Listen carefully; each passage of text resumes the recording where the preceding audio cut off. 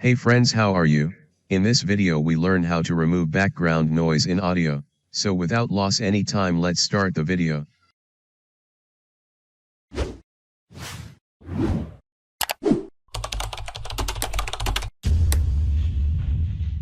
At first you should have Audacity in your computer. It is an open source application. You can easily download the software from official website, link in the description. Go and check out.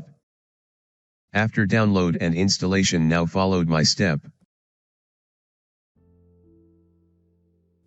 Right click and open.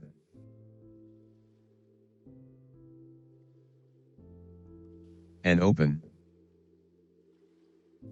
And select your audio files.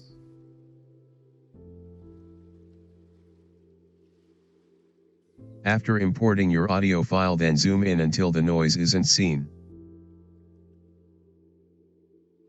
After finding the noise, select and go to Effect and select Noise Reduction. And now you can customize your audio. Now select Get Noise Profile. Now select All by pressing Ctrl+A. Again, now go to Effect and again select Noise Reduction. And click on OK.